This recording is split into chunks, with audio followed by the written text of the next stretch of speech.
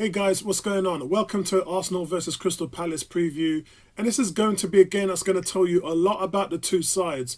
Arsenal, not really much to say about Arsenal. I'm expecting the same team sheet that was in the previous game against Brighton, as this team continues to learn and grow in stature from what Arteta and Edu has built.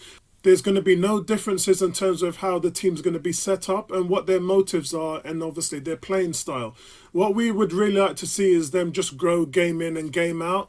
And I think with the fact that they've now had these 3 or 4 games together, that will continue to progress.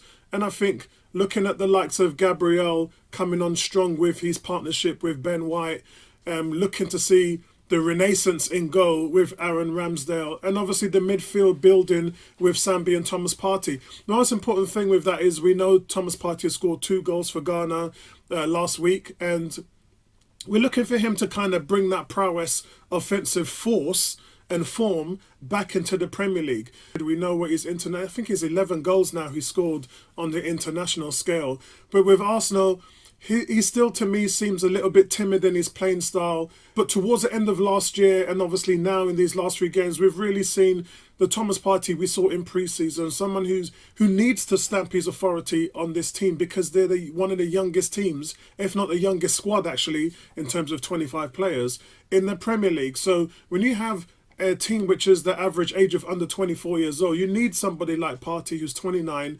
Let's not talk about Aubameyang for now, but you need someone like Thomas Partey in the spine of the midfield to kind of rally the troops in his own way. So I'd probably be looking forward to seeing a little bit more of that.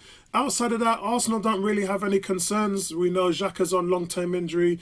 We know that they're monitoring Gabriel as well. But I think that they're pretty much all hands on deck for Crystal Palace. And I'm hoping that they come through from a really strong home performance that they have had previously in front of their home fans. The home fans have really been a blessing this season. We know we've talked about on previous years the fans at home haven't been really that great, only in London derbies, etc.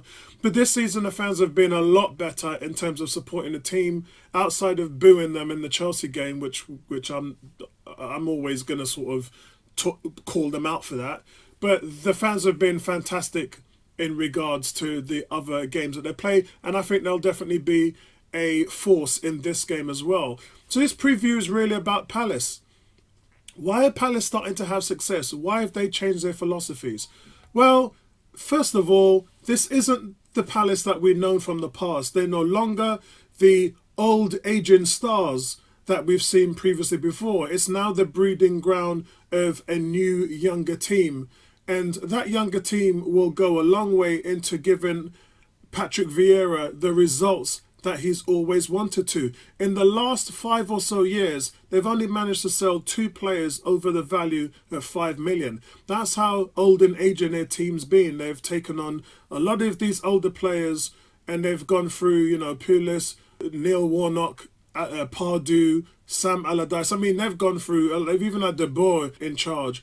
But I think what you've found is with this team now, in terms of what Roy Hodgson had been doing with the oldest, and he was the oldest manager in the league with one of the oldest teams in the league. If you look at the fact of what Palace was playing with before, in terms of the 11 most regular starters, 10 were aged over 28, and 8 of the players were aged over 30 and above. So that shows you the amount of work they've had to do this summer to sort of change everything. Obviously, we said goodbye to Roy Hodgson, get the new manager with new ideas. I mean, their pressing in this season has been superior to many, many teams. They really know how to work hard off the ball, and that's caused teams like Spurs a lot of problems.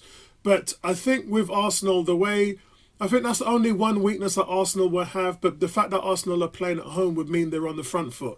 So I think that this could work to Arsenal's advantage. Teams tend to press less when they're away from home, and I would expect the same from Palace to do that. They've had an influx of young stars that's joined the team. We're now seeing how Palace are able to kind of really turn things around. The only injury concerns that Palace have is obviously Izez and Nathan Ferguson. They continue to make good progress with their recoveries, but I don't expect that both of them will make the game, to be honest, being that it's probably just come a bit too early for them. But it's going to be a tough one. I think I'm going to go for an Arsenal 1-0 win. I think that it's going to be a tight game, and I think there's going to be a single opening, and Arsenal's going to take advantage of that. But I don't really expect it to be a lot of goals. Zaha normally always plays Arsenal well, but I think he'll have a decent game. But the likes of Tomiyasu and the likes of Gabriel, I think it's just going to be too much for him. I think they're going to keep Zaha quiet, and I think we're going to find a way to shut them down. I don't think they're going to score against us.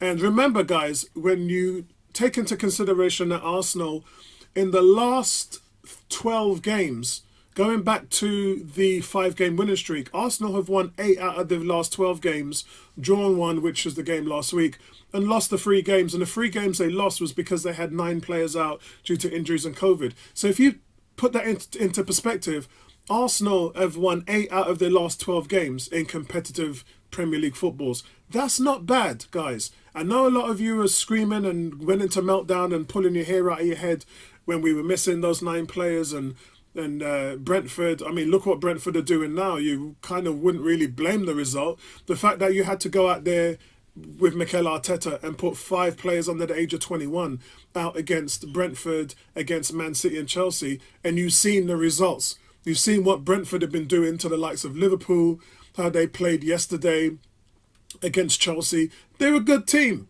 So you can't take away the fact that half of an Arsenal team full of kids, inexperienced kids, by the way, including Balogun, who had his first start, struggled against a team that beat 4 Premier League teams last season in the cup games. So listen, big shout out to Brentford, and I'm not condoning that result at all.